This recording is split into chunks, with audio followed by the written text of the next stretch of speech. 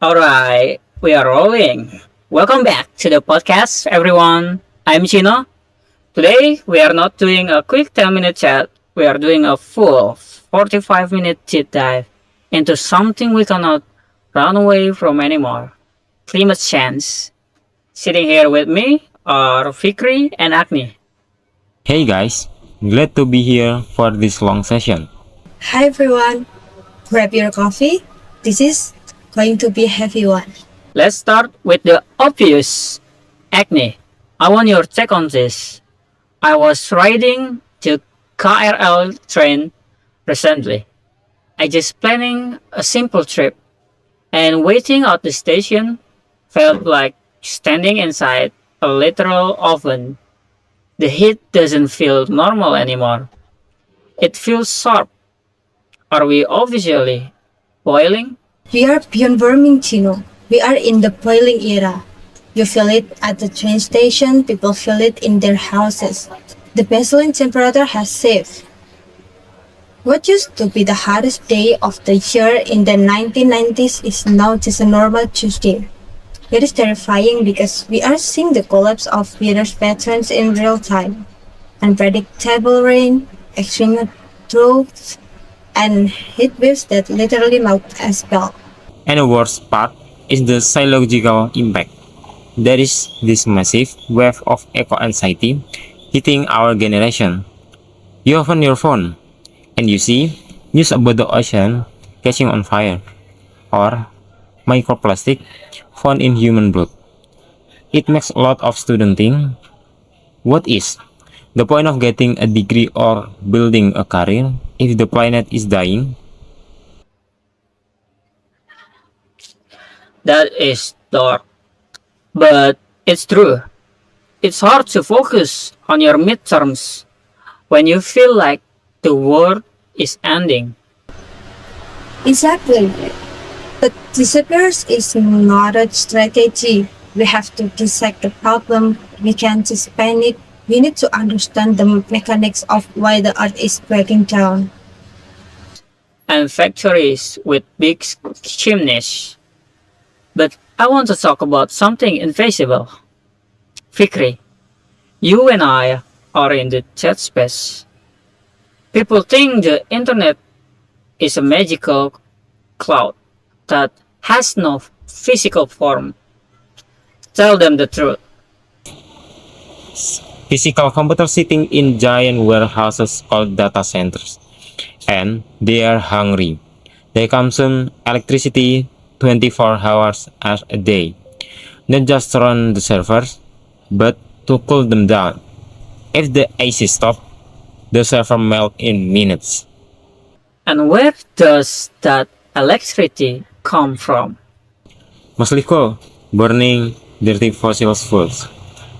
Every time you stream a 4K movie, every time you endlessly scroll on TikTok, or ask an AI to write your homework, somewhere in the world, a lump of coal is burned to power that server. So, as developers, as software engineers, what is our responsibility here? I mean, I build web apps, I write backend logics. Am I part of the problem? We all are, unless we practice green coding. Look at it this way. A lot of developers today are lazy. They will bloat in effects. Ah. We all are, unless we practice green coding. Look at this way. A lot of developers today are lazy. They were bloated. Inefficient code because internet speed it fast and computer are strong. But inefficient code force the server processor to work harder. Working harder means drawing more electricity. If a company builds an enormous monolithic application using a heavy language every single time a user clicks a button, the server CPU spikes to 80%. It burns power. But what if we change the architecture? What if we build it using microservice. We write the REST APIs in a compiled, highly efficient language like Golang. Exactly. Go is incredibly fast and use a fraction of the memory. On a heavier virtual machine, we containerize it using a Docker. We deploy tests lightweight containers on a lean Linux environment, like a stripped down Linux server. Suddenly, that set button click only use 5% of the CPU. Now, multiply that by a million users hitting the endpoint every hour. We just save gigabyte of actual electricity. The way we code the test stack we choose literally impact the climate. That the software engineer sitting in a cafe can actually reduce global carbon emissions just by writing better code? Yes, 100%. That is mind blowing. I always thought environmentalism was only about planting trees or saving turtles. I never thought about how a website is built. Alright, so that plays a huge part. But let's zoom out. Agni, we can optimize all the Docker containers in the world. But it feels useless if giant corporations are still dumping oil into the sea. I want to talk about corporate hypocrisy. Don't even get me started on corporate hypocrisy. Have you guys heard of the personal carbon footprint? Yeah, like the calculator online where you input how many flights you take and how much meat you eat, and it tells you how bad you are for the planet. Exactly. Do you know who invented concept was $10 millions promoting it in the early 2000s? British Petroleum, a massive oil and gas company. Wait, an oil company created the carbon footprint calculator? Yes, it is one of the most successful PR campaigns in history. They did it to save the plane. They want you to know, to feel guilty for using a plastic straw or driving your motorcycle. Well, you are feeling guilty. They are gladly drilling millions of barrels of oil and making billions in profit. They externalize the guilt to the customer. This is pure manipulation. It's greenwashing at its finest. It gets worse. The companies love to say they are carbon neutral, but they aren't actually reducing their emissions. They just buy carbon credits. Break that down. What is a carbon credit? Let's say company A produces massive amounts of toxic smoke. Instead of buying new clean machine, which is expensive. Let's say company A produces massive amounts of toxic smoke. Instead of buying new clean machines, which is expensive, they pay company B who owns a forest somewhere in the Amazon or Indonesia. Company A says, because we paid you to not cut down your trees, the trees are absorbing our smoke, so making you believe we are natural. It's a loophole. It's an accounting trick. The smoke is still going into the air, but on a piece of paper, they look like environmental heroes. So, is this paying for the permission to pollute? Exactly. The system is rigged. And that's why we cannot just rely on individual action. Using a plastic bag at the grocery store is good, but it won't stop a corporation from using a private jet for a 15-minute flight. This is heavy. So, where is the line? If individual action feels useless compared to corporations, should we just stop caring?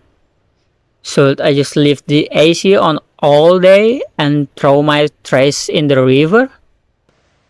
Before the break, I asked I asked if we should just stop caring because the corporations are the ones destroying everything. Agni, Fikri, I think the brutal truth is that corporations only pollute because we keep buying their stuff. We are feeding the monster. Exactly. Supply and demand. The procedure because we consume. And right now, we are consuming technology like it's disposable. Let's talk about e-waste or electronic waste. This is huge.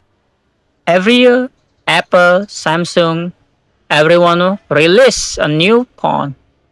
And the marketing makes you feel like if you are using a 2-year-old phone, you are ancient. This is called planned obsolescence. The company intentionally design gadgets to slow down or become unsupported after a few years. They glue the batteries inside, so you cannot replace them easily. If your screen cracks, it costs a month of to fix it as being a new one. So you throw the old one away. Billion of phones, laptop, and cables go to the landfill every single day. And it was incredibly toxic. It leaks lead, mercury, and battery acid into the soil and water.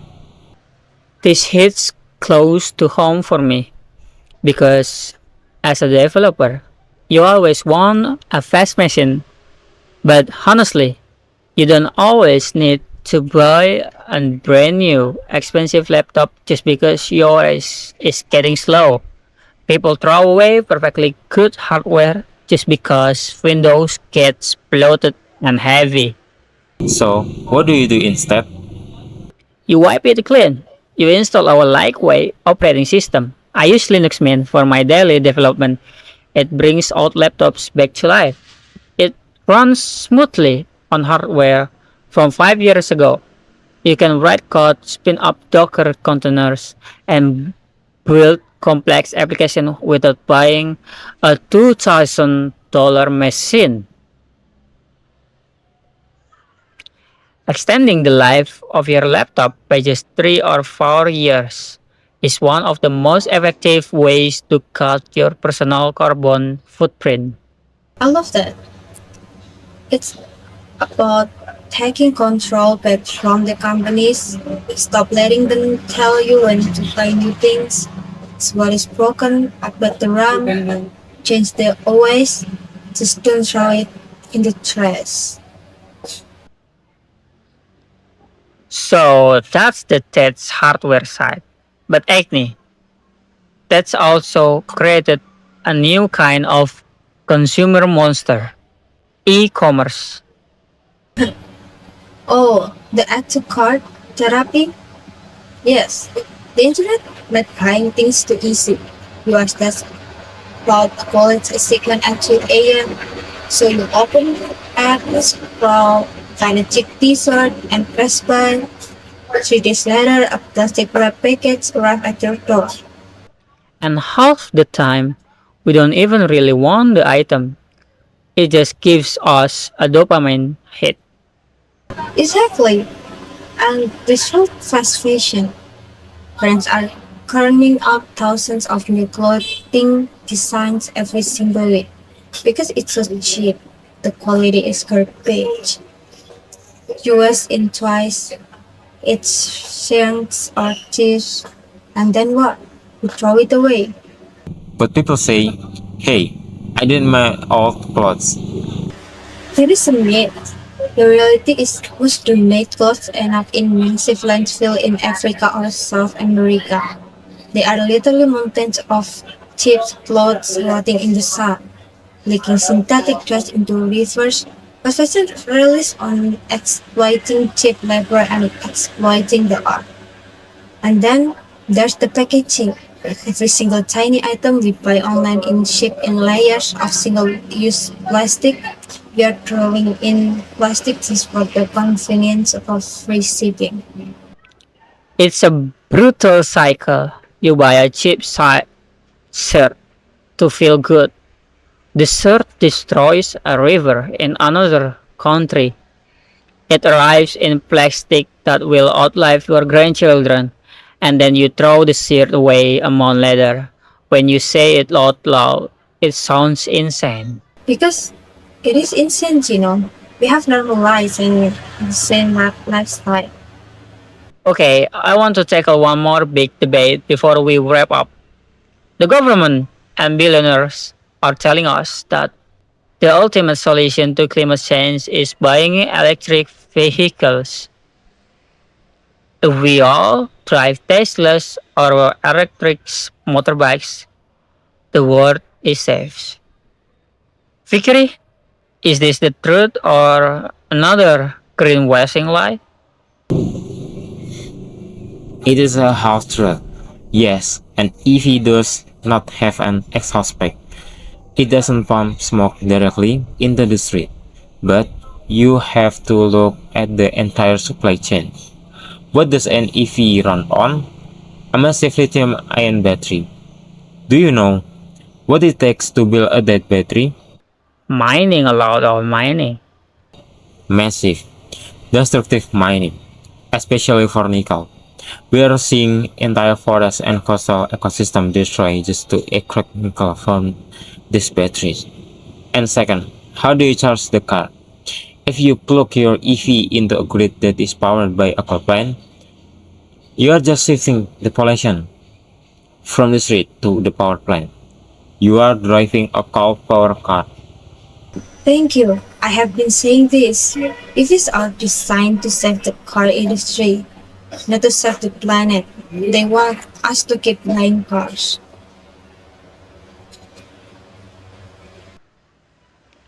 So, what is the real solution for transportation? Public transit, trains, subways, variable bus network. A single train can take hundreds of cars off the road. We need capital cities. You need safe lines for bicycle. Replacing a million traffic jam gas cars with a million traffic jam electric cars does not solve the road problem. Building better proper transportation network. I agree.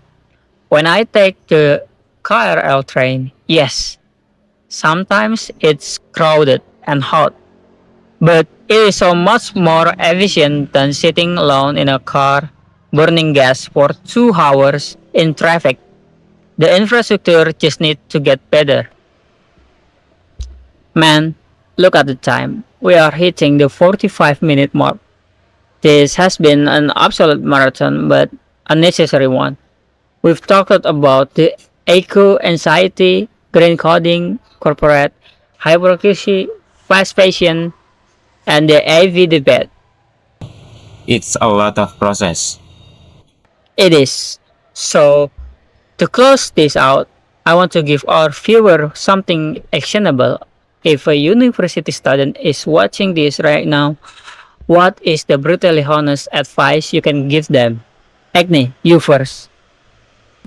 Stop acting like you are helpless. Yes, the system is broken, but you have power. Start with your money. Stop buying cheap garbage you don't need. Stop supporting fast fashion. Reduce your meat intake just a little bit. And most importantly, get angry. Demand better from your local government. Demand better public transportation. Don't just sit there and watch the world burn. Powerful. Fikri, what about you? Be a conscious creator and wise consumer. If you are a developer, write efficient code. Optimize your queries. Choose lighter tech stacks. If you are just a user, take care of your hardware. Don't buy a new phone for starts. Clean up your digital footprint. Delete those gigabytes of useless file and email on the cloud. Everything has a physical cost. Value it. And my takeaway is simple. Stay away informed and stay loud. We cannot cut our way out of this. and we cannot solve our way out of this. It requires a complete shift in how we live. But having conversation like this is the first step. Agni, Fikri, thank you so much for sitting down with me for 45 minutes. This was incredible. Thanks for having us, Thank you. Let's keep fighting.